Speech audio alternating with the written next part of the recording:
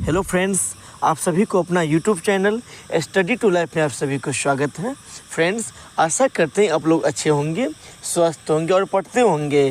Friends, आज आप लोग के बीच में इतिहास के एक न्यू टॉपिक के साथ आया हूँ। इससे पहले मैं इतिहास के 2 टॉपिक पर वीडियो ऑलरेडी बना चुका हूँ, जिसमें एक में पढ़ाए थे प्रागैतिहासिक काल और दूसरे में पढ़ाए हम हड़प्पा सभ्यता, और दोनों को ऑब्जेक्टिव बेस्ड क्वेश्चन भी अलग वीडियो में करवाए हैं। तो फ्रेंड्स, हम आज पढ़ने वाले हैं वैदिक सभ्यता। इसको ज़रूर आप अंत तक देखें। फ्रेंड्स, ये प्रश्न, इसमें का जो प्रश्न आपको है, चाहे यूपीएससी, पीसीएस, बीपीएससी या कोई भी स्टेट लेवल के एग्ज़ाम हो, railway, NTPC, SSC GD, SSC CGL या कोई भी एग्ज़ाम में आपको हायर कंपटीशन के एग्ज़ाम इसमें का प्रश्न आपको देखने को मिलेगा। तो फ्रेंड्स, आइए बिना देरी के ही हम स्टार्ट करते हैं। फ्रेंड्स, यहाँ एक बात, ये वीडियो ज़रूर आप अंत तक देखें, क्योंकि अंत में हम प्रीवियस ईयर पेपर के बेस में शामिल किए हैं। तो फ्रेंड्स, आइए हम स्टार्ट करते हैं।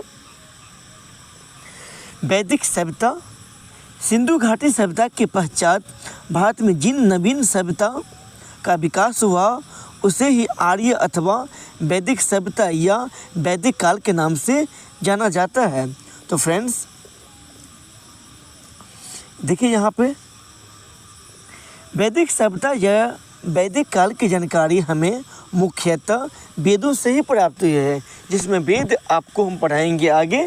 4 वेद हैं, ऋग्वेद, सामवेद, यजुर्वेद और अथर्ववेद। फ्रेंड्स, आइए देखिए आप यहाँ से वैदिक सभ्यता का काल कब से कब तक रहा है। 1500 ईसा पूर्व से 600 ईसा पूर्व मानी जाती है। तो वैदिक सभ्यता को 2 भागों में बांटा गया है। एक हो गया ऋग्वैदिक काल, दूसरा है उत्तर वैदिक काल। देखिए फ्रेंड्स, ऋग्वैदिक काल का जो है उसका काल है 1500 ईसा पूर्व से 1000 ईसा पूर्व मानी जाती है। ऋग्वैदिक काल इसलिए कहा जाता है क्योंकि इस काल की जानकारी हमें ऋग्वेद से मिलती है, इसलिए उसे ऋग्वैदिक काल भी कहा जाता है।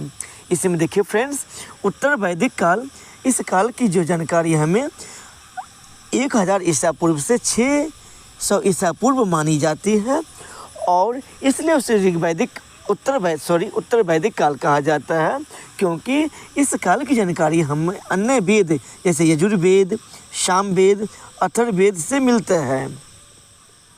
वैदिक काल में आर्यों का आगमन।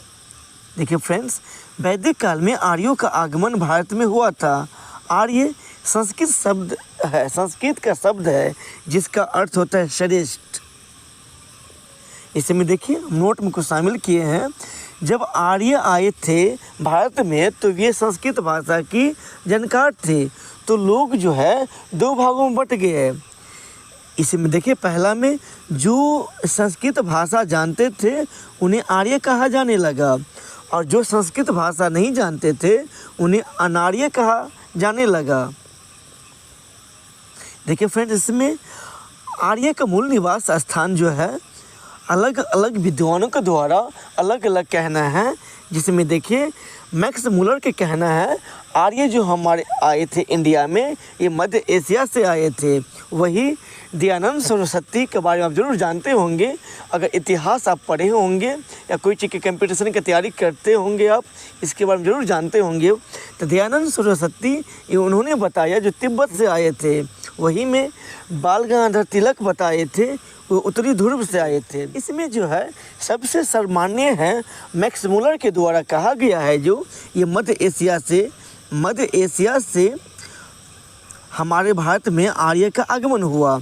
इसमें देखिए जब हमारे देश में जब आर्य आए थे तो सर्वप्रथम वो पंजाब एवं अफगानिस्तान में आकर बसे। ये जो है आर्य सभ्यता जो था, ये समाज था, ये एक ग्रामीण सभ्यता थी। आर्यों की भाषा संस्कृत थी। यहाँ पर देखिए अब आर्य के प्रशासनिक इकाई किस प्रकार था, इसके बारे में समझाने की हम कोशिश करते हैं आपको। आर्य के प्रशासनिक इकाई आरोही क्रम से इन 5 भागों में बांटा था, जिसमें कि कुल, ग्राम, विश्व, जन और राष्ट्र। आर्य का समाज पितृ प्रधान मतलब पिता प्रधान होते थे। समाज की सबसे छोटी इकाई जो है परिवार ये कुल हुआ करते थे, जिसका मुखिया पिता होता है। अभी भी हमारे इंडिया के हर फैमिली में 99% फैमिली में जो घर के जो मुखिया होते हैं पिता ही होते हैं, जिसे कुलप भी कहा जाता है। ग्राम के मुखिया ग्रामीणी और विश्व का प्रधान विश्वपति हुआ करता था एवं जन के शासक राजन कहलाते थे। देखिए राज्याधिकारियों में पुरोहित एवं सेनानी प्रमुख थे। वशिष्ठ रूढ़िवादी एवं विश्वामित्र उदार पुरोहित हुआ करते थे इस समय में। इसी में आगे देखिए सूत रथकार व कमादी नामक अधिकारी दिशा उत्तर वैदिक राजा रत्नी कहे जाते थे। उनकी संख्या राजा सहित करीब 12 हुआ करती थी। पूरब दुर्गपति एवं स्पष्ट जनता की उत्तर गतिविधियों को देखने वाले गुप्तचर होते थे। जिस प्रकार अभी भी फ्रेंड्स गुप्तचर होते हैं। वाजपति गोचर भूमि का अधिकारी हुआ करता था। उग्र अपराधियों को पकड़ने का कार्य करता था, जो अभी काम जो पुलिस के द्वारा किया जाता है। सभा एवं समिति राजा को सलाह देने वाली संस्था थी।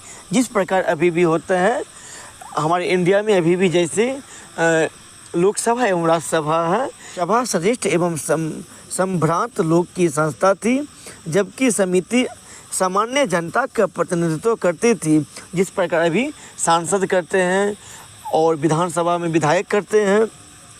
अध्यक्ष को ईशान कहा जाता था। स्त्रियां सभा एवं समितियों में भाग ले सकती थी। जिस प्रकार अभी भी बहुत जगह तो आरक्षण है, जो यहाँ से सिर्फ महिला ही सांसद चुनी जा सकती है। इसी में आगे देखिए कबीले का नेतृत्व राजा करता था। युद्ध के लिए गोविष्ट शब्द का प्रयोग किया गया, जिसका अर्थ है गायों की खोज। कुल कितने वेद हैं तो देखिए बता दें फ्रेंड्स आपको हम, कुल 4 वेद हैं, जिसमें ऋग्वेद, यजुर्वेद, अथर्ववेद और सामवेद। और सबसे प्राचीन आपको पूछ लिया जाएगा कौन वेद है तो हो जाएगा ऋग्वेद। सबसे पुराना वेद ऋग्वेद है। इसी में आगे देखिए ऋग्वेद में कुल 10 मंडल, 228 सूक्त और 10,462 ऋचाएँ हैं। ऋग्वेद के तीसरे मंडल में गायत्री मंत्र का वर्णन है। जो गायत्री मंत्र इस प्रकार है, ओम भूर्भुवस्सुः तत्सवितुर्वरेण्यं भर्गो देवस्य धीमहि धियो यो न प्रचोदयात्। इस प्रकार गायत्री मंत्र का वर्णन किया गया है ऋग्वेद के तीसरे मंडल में। 10 राज युद्ध का उल्लेख ऋग्वेद के 7वें मंडल में। यह युद्ध परुशनी जो वर्तमान में रावी नदी के तट पर सुदास एवं 10 जनों मतलब 10 जन मतलब होता है राष्ट्र, मतलब 10 राज्य के राजाओं के द्वारा ये युद्ध के बीच लड़ा गया, जिसमें सुदास की क्या हुई विजय हुई थी। ऋग्वेद में शरोत और प्रार्थनाएं का संचय भी किया गया है। इसे में आगे देखिए गायत्री मंत्र की रचना विश्वामित्र के द्वारा किया गया है, जो अभी हम आपको बताए हैं। गायत्री मंत्र सूर्य देवता को समर्पित है। यह मंत्र सूर्य देवता का सम्मान करता है, जिन्हें सावित्री के नाम से भी जाना जाता है, जो सूर्य के स्वामी हैं।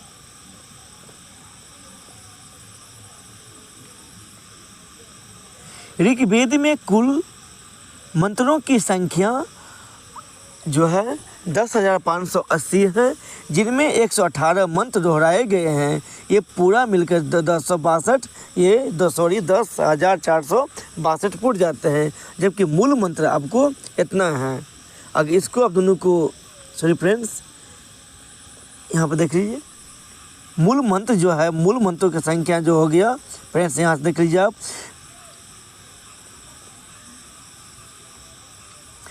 ऋग्वेद में कुल मंत्रों की संख्या 10,580 है, जिसमें 118 मंत्र जो है रिपीट किया गया, दोहराया गया है, जिसमें मूल मंत्र की संख्या 10,462 है। अगर इसमें आप 10,462 में अगर आप 118 जो है आप ऐड कर देंगे तो आपको ये प्राप्त होगा जो मंत्रों की संख्या है। मूल मंत्र इतना है। आगे यजुर्वेद देखिए, ऋग्वेद के बारे में आपको हम बता दिए हैं। आप जानने का प्रयास करते हैं यजुर्वेदों के नियमों एवं विधि विधान का संकलन मिलता है। इसमें बलिदान विधि का भी वर्णन है। इसी में देखिए आगे सामवेद। शाम का शाब्दिक अर्थ है गान। इसमें भारतीय संगीत का जनक, इसे भारतीय संगीत का जनक भी कहा जाता है। इसमें संगीतमय स्तोत्र का वर्णन भी किया गया है सामवेद में। और देखिए अथर्ववेद अथर्वा ऋषि द्वारा रचित ये वेद है। इसमें कुल 731 मंत्र हैं तथा लगभग 6000 पद्य हैं। और अथर्ववेद का संबंध चिकित्सा, तंत्र, मंत्र एवं जादू टोना वाला और वशीकरण से संबंधित है। ये अथर्ववेद आपको एग्जाम में पूछ लिया जाएगा, जादू टोना किस वेद में है, हमारा उत्तर हो जाएगा अथर्ववेद में। इसी में आगे देखिए संख्या 4 बताए गए हैं जो आपको बताए हैं, ऋग्वेद, यजुर्वेद, सामवेद, अथर्ववेद। पुराणों की संख्या कुल 18 है और उपनिषद की संख्या 108 है। जिसमें फ्रेंड्स पुराण जो है सबसे पुराना आपको पुराण पूछ लिया जाएगा, हो जाएगा मत्स्य पुराण। सबसे पुराना मत्स्य पुराण है। मत्स्य पुराण हिंदू धर्म में संस्कृत साहित्य के पुराण शैली में सबसे पुराना है। देखिए वेदांगों की संख्या कुल 6 है। आपको बता दें उपनिषद का शाब्दिक अर्थ है गुरुओं के समीप बैठना। सत्यमेव जयते मुंडक उपनिषद से लिया गया है। सत्यमेव जयते ये प्रतीक आपको देखने को मिलेगा। यहाँ देखिए ये बहुत इम्पोर्टेंट है। भारतीय राष्ट्रीय प्रतीक का वाक्य है सत्यमेव जयते या सत्य की ही जीत होती है। यह भारत के राष्ट्रीय प्रतीकों में से एक है। राजनीतिक विद्रोही और समाज सुधारक पंडित मदन मोहन मालवीय को देश को मुंडकोपनिषद से यह आदर्श वाक्य सत्यमेव जयते देने का श्रेय दिया जाता है। जरूर फ्रेंड्स इसको 1-2 बार वीडियो को जरूर देखें, आपको जरूर याद हो जाएगा। देखिए वैदिक सभ्यता के समय में जो है ऋग्वैदिक काल में समाज को 4 वर्णों में बांटा गया है। जिसमें पहला था ब्राह्मण, यहाँ से देखिए ब्राह्मण, क्षत्रिय, वैश्य और शूद्र। हम आपको इसके बारे में आगे डिटेल से बताएंगे फ्रेंड्स, वीडियो का जरूर अंत तक देखें। देखिए फ्रेंड्स ऋग्वैदिक काल में वर्ण व्यवस्था के आधार पर निर्धारित किए जाते थे, निर्धारित किए गए थे। ऋग्वेद के 10वें मंडल के पुरुष सूक्त में चतुर्वर्णीय का उल्लेख मिलता है, जो आपको हम बताए हैं। 4 वर्ण इस प्रकार है, ब्राह्मण, क्षत्रिय, वैश्य, शूद्र। इसमें आपको बता दें ऋग्वेद के 10वें मंडल में कहा गया है कि ब्राह्मण परम पुरुष जो होता है, ब्रह्मा पिता जो है पुरुष के मुख से उत्पन्न हुआ है। क्षत्रिय उनकी भुजाओं से उत्पन्न हुआ है। वैश्य उनकी जांघों से उत्पन्न हुआ एवं शूद्र जो है उनके पैरों से उत्पन्न हुए हैं। इसी में देखिए आगे स्त्रियां इस काल में अपने पति के साथ यज्ञ कार्य में भाग लेती थी। बाल विवाह एवं पर्दा प्रथा का प्रचलन ऋग्वैदिक काल में नहीं था। व्यापार हेतु दूर दूर तक जाने वाले व्यक्ति को पनी कहते थे। आगे देखिए इसमें वैदिक काल ऋग्वैदिक काल के प्रमुख देवता इस प्रकार कुछ हैं, जिसमें कि इंद्र यह आर्यों के सर्वाधिक प्रिय देवता थे। उन्हें युद्ध तथा वर्षा का देवता माना जाता था और उन्हें पुरंदर भी कहते थे। आपको पूछ लिया जाएगा पुरंदर किसे कहा जाता है, तो इंद्र देवता को पुरंदर कहा जाता है। इसी में आगे देखिए ये इंद्र देवता को यहाँ पर हम इमेज लगाए हुए हैं। देखिए दूसरा में हम अग्नि आग का देवता हुआ करता था, वरुण वायु देवता, सोम जंगल और वनस्पति के देवता, मारुत तूफान के देवता, रुद्र ये सबसे क्रोध वाला देवता था। इसमें देखिए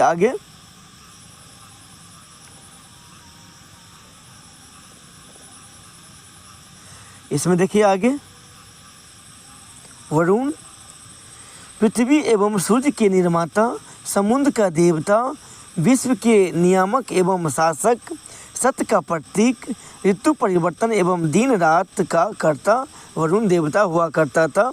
जिस प्रकार फ्रेंड्स आपको हम बता दें याद करने की ट्रिक से, जिस प्रकार अभी हमारे जो मंत्रिमंडल में होते हैं, जो अलग अलग विभाग अलग अलग मंत्री को दिया जाता है, जैसे विदेश मंत्री कौन हो गया, खाद्य मंत्री कौन है, शिक्षा मंत्री कौन है, और कोई कोई मंत्री को जो 1 2 3 पद एक ही मंत्री को दे दिया जाता है, इसी प्रकार इस समय में हुआ करता था। देखिए यहाँ से विष्णु विश्व के संरक्षक एवं पालनकर्ता कहा जाता है। मरुत आंधी तूफान का देवता हुआ करता था। दियो आकाश का देवता जो सबसे प्राचीन है। उषा प्रगति एवं उत्थान का देवता हुआ करता था। अश्विनी विपत्तियों को हरने वाला देवता हुआ करता था ये इस समय में। पूषण पशुओं का देवता हुआ करता था। ऋग्वैदिक काल की प्रमुख नदियाँ जो इस प्रकार हैं, जिसके प्राचीन नाम भी हम पढ़ेंगे और वर्तमान में अभी इसको किस नाम से जाना जाता है हम इसको जानने का प्रयास करते हैं। आप जरूर वीडियो को अंत तक देखिए फ्रेंड्स। वितस्ता जो प्राचीन नाम था, अब इस नदी को झेलम कहा जाता है। विपाशा व्यास नदी। दुष्वती दुष्धती उसे घग्गर चौतंग नदी है। ये इतना इम्पोर्टेंट नहीं है, ये दोनों आप जरूर याद कर लीजिए। जो जो इम्पोर्टेंट है इसमें ज़रूर हम आपको बता देंगे। ये नदी और ये नदी बहुत इम्पोर्टेंट है। इसी में आगे देखिए कुरम नदी को कहा जाता था। अकुंभा पुराना नाम है काबुल नदी का है। सदा नीरा ये गंडक नदी को पुराना नाम सदा नीरा है। चिनाब नदी का पुराना नाम अस्किनी हो गया।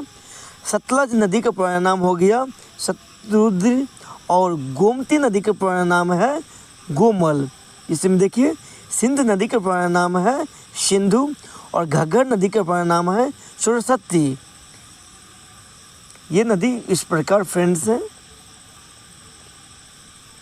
और देखिए इसमें आगे सुषमा जो सोहन नदी का पुराना नाम है। और स्वाता जो सुवास्तु नदी का पुराना नाम है। तो प्रमुख शब्द इस प्रकार है। आधुनिक नाम ये है और प्राचीन नाम ये हुआ करता था। गाय इस समय में अघन्य जिसका वध न हो कहा जाता था। गोप जो है गोप प्राचीन नाम है, राजा का प्राचीन नाम है गोप। अतिथि जो वर्तमान नाम है, इससे प्राचीन नाम गोहंता गोहन हुआ करता था। धनी व्यक्ति जिस प्रकार अभी मुकेश अंबानी धनी व्यक्ति हमारे इंडिया में है, उस समय पुराना नाम गोमत हुआ करता था। युद्ध को गविष्ठ या गेशु या गम्य कहा जाता था पहले। पुत्री को दुहिता। और मरुस्थल का पुराना नाम था धन्व्य। उपजाऊ भूमि जो हुआ करता था उसका पुराना नाम था उर्वरा। और पशुचारण योग्य जो भूमि था उसको खिल कहे जाते थे। हल से बनी नाली जो होता था, जो हल जोतते हैं इससे जो बीच में शिरा बनता है नाली इस तरह से, उसको जो है सीता कहा जाता था। और अनाज को धन्य कहा गया है। इसी में आगे देखिए वैदिक काल के 6 दर्शन। वेद और उपनिषद को पढ़कर ही 6 ऋषियों ने अपना दर्शन गढ़ा है। इसे भारत का षट दर्शन कहते हैं। जो ये बहुत इंपॉर्टेंट फ्रेंड्स ये है 6 दर्शन, इसको जरूर आप याद करें। संख्या दर्शन के लेखक कपिल हो गया। न्याय दर्शन के लेखक गौतम है। युग दर्शन के लेखक पतंजलि। और वैशेषिक दर्शन के लेखक कनाद हैं। उत्तर मीमांस के लेखक वादरायण। और पूर्वी मीमांस के लेखक जैमिनी। ये 6 दर्शन बहुत इंपॉर्टेंट है, जो बराबर कहीं न कहीं आपको एग्जाम में देखने को मिलेगा। इसी में आगे देखिए वैदिक काल के महत्वपूर्ण तथ्य को यहाँ भी हम शामिल किए हैं। इसके देखिए, वैदिक काल के महत्वपूर्ण तथ्य। आर्यों का मुख्य व्यवसाय पशुपालन हुआ करता था। आर्यों का प्रिय पशु घोड़ा एवं सर्वाधिक प्रिय देवता इंद्र हुआ करते थे। आर्यों द्वारा खोजी गई धातु लोहा थी। हम इससे पहले फ्रेंड्स पढ़ाए हैं आपको हड़प्पा सभ्यता। इसमें हम पढ़े हैं कांस्ययुगीन सभ्यता थी। इस समय में लोहा का कहीं विकास नहीं हुआ था। इसमें देखिए आगे, आर्यों का समाज पितृ प्रधान हुआ करता था। गाय को अघन्य न मारे जाने योग्य पशु की श्रेणी में रखा गया था। ऋग्वेद में सरस्वती नदी सबसे महत्वपूर्ण तथा पवित्र मानी जाती है। ऋग्वेद में गंगा का उल्लेख 1 बार, यमुना का उल्लेख 3 बार तथा सिंधु नदी का उल्लेख सर्वाधिक बार हुआ है। इसको जरूर आप याद रखें क्योंकि एग्जाम में इस तरह से। उत्तर वैदिक काल के महत्वपूर्ण तथ्य इस प्रकार कुछ है। उत्तर वैदिक काल में इंद्र की जगह प्रजापति सर्वाधिक प्रिय देवता बन गए। उत्तर वैदिक ग्रंथों में लोहे के लिए होगा अयस एवं कृष्ण उसे श्याम अयस के भी कहे जाते हैं। अयस शब्द का प्रयोग हुआ है। अंतर्जीखेरा में पहली बार कृषि से संबंधित लौह उपकरण प्राप्त हुआ है। उत्तर वैदिक काल में वर्ण व्यवसाय की वजह जन्म के आधार पर निर्धारित होने लगे, जैसे कि अभी वर्तमान में हो रहा है। इस प्रकार अगर ब्राह्मण है तो उसका बेटा भी ब्राह्मण होगा, क्षत्रिय तो उसका बेटा भी क्षत्रिय होगा, या कोई यादव है तो उसका बेटा भी यादव ही होगा। इस प्रकार अभी होने लगा है। अब इससे पहले ऋग्वैदिक काल में हम पढ़े हैं जाति व्यवस्था 4 प्रकार के हुआ करता था। जो वर्ण व्यवस्था, जो ब्राह्मण, क्षत्रिय, वैश्य, शूद्र। लेकिन अभी के समय में आपको अनेक प्रकार को जाति देखने को मिलेगा। इसमें देखिए आगे, जो खाद्यान्न पदार्थ है उसको पुराना नाम, जो वर्तमान में हम जौ जानते हैं उसको यब कहा जाता था। बिरही, धान को बिरही कहा जाता था। और उड़द जो होता है दाल, उसको मार कहा जाता था। और मूंग को गुदग और गेहूं को गोधूम, मसूर आदि खाद्यान्नों का वर्णन यजुर्वेद में मिलता है। उत्तर वैदिक काल में राजा के राज्याभिषेक के समय राजसू यज्ञ का अनुष्ठान भी किया जाता था। आप देखिए फ्रेंड्स, ये बहुत इम्पोर्टेंट है, रोचक तथ्य है। यहाँ पे देख लीजिए, श्राद्ध जो होता है, जो मरने के बाद जो श्राद्ध किया जाता है, इससे पहले कहीं देखने को नहीं मिला। उत्तर वैदिक काल में जो सबसे पहले पहल में दत्तात्रेय ऋषि के बेटे जो है निमि ने शुरू किया था सबसे पहली बार। इसके बाद ये प्रथा चली आ रही है। उत्तर वैदिक काल में कौशाम्बी नगर में प्रथम बार पक्की ईंटों का प्रयोग किया गया। महाकाव्य 2 हैं जो आपको पूछ लिया जाएगा एग्जाम में। दुनिया के सबसे बड़ा महाकाव्य कौन हो जाएगा? महाभारत। इसमें देखिए फ्रेंड्स, महाभारत एवं रामायण 2 महाकाव्य हैं। महाभारत का पूरा नाम है जय संहिता। यह विश्व का सबसे बड़ा महाकाव्य है। गोत्र नाम के जो प्रचलन जो है, गोत्र नामक संस्था का जन्म उत्तर वैदिक काल में ही हुआ है। इसमें देखिए आगे हम पढ़ेंगे अब इसमें वैदिक काल से संबंधित महत्वपूर्ण तथ्य जो कहीं न कहीं एग्जाम में पूछा हुआ था। इसको हम उठा के वन लाइनर फैक्ट में इसको हम शामिल किए हैं। वेदों के शाब्दिक अर्थ होता है ज्ञान, नॉलेज। आर्यों के जीविकोपार्जन का मुख्य स्रोत क्या था? हो जाएगा पशुपालन एवं कृषि। त्रय नाम किसके लिए प्रयोग किया जाता है? उत्तर हो जाएगा तीनों वेद, जो ऋग्वेद, सामवेद और यजुर्वेद के लिए। उपनिषद किस परंपरा पर आधारित है? हो जाएगा भारतीय दर्शन परंपरा पर ये आधारित है। ऋग्वेद का कौन सा मंडल पूर्णतः सोम देवता को समर्पित है? उत्तर हो जाएगा हमारा 9वां मंडल। आध्यात्मिक ज्ञान से संबंधित नचिकेता और यम का संवाद किस उपनिषद से प्राप्त होता है? हो जाएगा कठोपनिषद में। इसमें देखिए आगे, उपनिषद काल के राजा अश्वपति किस स्थान के शासक थे? हो जाएगा केकई के। मोक्ष प्राप्ति के साधन की चर्चा किस वैदिक साहित्य में की गई है? उत्तर हो जाएगा उपनिषद। आरंभिक वैदिक साहित्य में सर्वाधिक बार वर्णित नदी कौन सी है? हम आपको बताएं इससे पहले, जो सिंधु नदी को सबसे सर्वाधिक बार वर्णन किया गया है। वैदिक गणित का सर्वाधिक महत्वपूर्ण ग्रंथ था इस समय में सुलभ सूत्र। पूर्व वैदिक काल में किन दो संस्थाओं का राजा पर नियंत्रण होता था? हो जाएगा सभा और समिति का। वैदिक सभ्यताओं का पुरोहित किसे माना जाता है? हो जाएगा हमारा उत्तर बृहस्पति को इस समय में। और इसी में हम आपको बता दें फ्रेंड्स, जो असुर हुआ करते थे उसका जो पुरोहित हुआ करता था,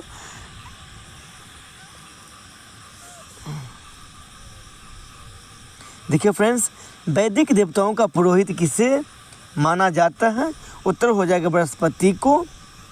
ऋग्वेद काल में निष्क शब्द का प्रयोग एक आभूषण के लिए होता था, किंतु परवर्ती काल में उसका प्रयोग किस वस्तु के लिए किया जाने लगा? तो हमारा उत्तर हो जाएगा सिक्के, कॉइन के लिए। ये बहुत इंपॉर्टेंट फैक्ट है, ज़रूर उसको कॉपी में पूरे को एक नोट बनाकर आप रखें फ्रेंड्स। इसी में देखिए आगे, पुरुष मेधा प्रथा का उल्लेख किस ग्रंथ में मिलता है? उत्तर हो जाएगा शतपथ ब्राह्मण में। ईरान से भारत में आर्यों के आने की सूचना किस अभिलेख से प्राप्त होती है? उत्तर हो जाएगा बोगज कोई अभिलेख से। इसी में देखिए आगे, उत्तर वैदिक काल में किस क्षेत्र को आर्य संस्कृति की धुरी समझा जाता था? उत्तर हो जाएगा अंग एवं मगध को। गोत्र कलेन शब्द का प्रयोग सर्वप्रथम किस काल में हुआ था? हम आपको इससे पहले बता दिए हैं, ऋग्वैदिक काल में हुआ करता था, ये शुरू हुआ था। ऋग्वेद संहिता में दूसरे से सातवें मंडल तक सर्वाधिक प्राचीन माने जाते हैं। उन्हें गोत्र मंडल के नाम से भी जाना जाता है। ऋग्वेद काल में जनता का विश्वास किसमें था? तो उत्तर हो जाएगा ये बलि एवं कर्मकांड में पहले लोगों को ज़्यादा विश्वास हुआ करता था, लेकिन अब थोड़ा कम, अभी भी ये प्रथा है लेकिन थोड़ा कम है। वैदिक युग में प्रचलित लोकप्रिय शासन प्रणाली का क्या नाम था? जो वंशानुगत राजतंत्र प्रणाली था, जो राजा का बेटा ही अगला राजा बनेगा, इस प्रकार का प्रणाली पहले चलता था। देखिए अब तो जनता के द्वारा जो है ये चुने जाते हैं प्रतिनिधि। आयुर्वेद अर्थात जीवन का विज्ञान का उल्लेख सर्वप्रथम किस वेद में मिलता है? उत्तर हो जाएगा अथर्ववेद में। अथर्ववेद में सभा और समिति के प्रजापति के दो पुत्रियां कहा गया है। इसी में देखिए फ्रेंड्स आगे, गायत्री मंत्र का उल्लेख हम आपको इससे पहले भी बता दिए हैं, किस ग्रंथ में मिलता है? उत्तर हो जाएगा ऋग्वेद के तीसरे मंडल में ये शामिल किया गया है, जो विश्वामित्र के द्वारा रचा गया था। ऋग्वेद में किसको युद्ध का देवता समझा जाता था? तो हम बताए थे आपको, इंद्र को कहा जाता है। पूर्व वैदिक आर्यों का सर्वाधिक लोकप्रिय देवता कौन था? इंद्र हो जाएगा। और गायत्री मंत्र की रचना किसने की? अभी हम जस्ट फिर बताए हैं आपको, विश्वामित्र के द्वारा ये किया गया था। श्रीमद् भागवत गीता मूल रूप से किस भाषा में लिखी गई थी? उत्तर हो जाएगा संस्कृत भाषा में। ऋग्वेद की मूल लिपि क्या थी? हो जाएगी ब्राह्मी। जीविकोपार्जन हेतु वेद वेदांग पढ़ने वाले अध्यापक क्या कहलाता था? उपाध्याय होता था। आगे, राजा की उत्पत्ति का सिद्धांत किस ब्राह्मण ग्रंथ में मिलता है? हो जाएगा ऐतरेय ब्राह्मण ग्रंथ में मिलता है ये। सुलभ सूत्र किस विषय से संबंधित पुस्तक है? ये जयमिति से है। अस्तो माँ सदगमय वाक्यांश कहाँ से लिया गया? हो जाएगा बृहदारण्यक उपनिषद से ये वाक्य को शामिल किया गया है। चरक संहिता नामक पुस्तक किस विषय से संबंधित है? उत्तर हो जाएगा याज्ञवल्क्य गार्गी संवाद का उल्लेख कहाँ से मिलता है? हो जाएगा बृहदारण्यकोपनिषद से ये मिलता है। वैदिक काल में लंबे समय तक अविवाहित रहने वाली कन्या को मतलब लड़की को क्या कहा जाता था, हो जाएगा अमाजु कहा जाता था इस समय में। वैदिक काल में द्विज श्रेणी में कौन कौन शामिल थे, हो जाएगा ब्राह्मण, क्षत्रिय एवं वैश्य। देखिए फ्रेंड्स, हमारा आज का थ्योरी का जो है टॉपिक आज यहीं पर समाप्त हुआ है। कुछ हम इसके ऑब्जेक्टिव बेस्ड क्वेश्चन देखते हैं, और अगर पूरा ऑब्जेक्टिव देखने के लिए हम इस पर एक वीडियो बनाएंगे, ये ज़रूर वीडियो आप फ्रेंड देखिएगा। देखिए कुछ प्रश्नों को इसमें हम शामिल किए हैं, इससे रिलेटेड एक वीडियो और बनाएंगे, ओनली सिर्फ रहेगा इसमें ऑब्जेक्टिव बेस्ड क्वेश्चन रहेगा। तो देखिए, ये पूर्व वैदिक या ऋग्वैदिक संस्कृति का काल किसे माना जाता है, हम आपको बताए हैं। ऋग्वैदिक काल जो 1500 ईसा पूर्व से 1000 ईसा पूर्व मानी जाती है, जो आपको RRB 2005 में ये प्रश्न पूछा गया था। इसमें देखिए, उत्तर वैदिक संस्कृति का काल किसे माना जाता है, उत्तर हो जाएगा यहाँ पर देखिए, उत्तर वैदिक काल के जो है 1000 ईसा पूर्व से 600 ईसा पूर्व मानी जाती है। वेदों की संख्या कुल कितनी है, उत्तर हो जाएगा 4। फ्रेंड्स, अगर इससे रिलेटेड अगर टॉपिक पर ऑब्जेक्टिव बेस्ड क्वेश्चन आप पढ़ना चाहते हैं तो ज़रूर हमारे अगले वीडियो के इंतज़ार करें, और अभी तक हमारे चैनल को सब्सक्राइब नहीं किए हैं ज़रूर सब्सक्राइब कर लीजिए। फ्रेंड्स, धन्यवाद। आज का टॉपिक हम यहीं पर समाप्त करते हैं।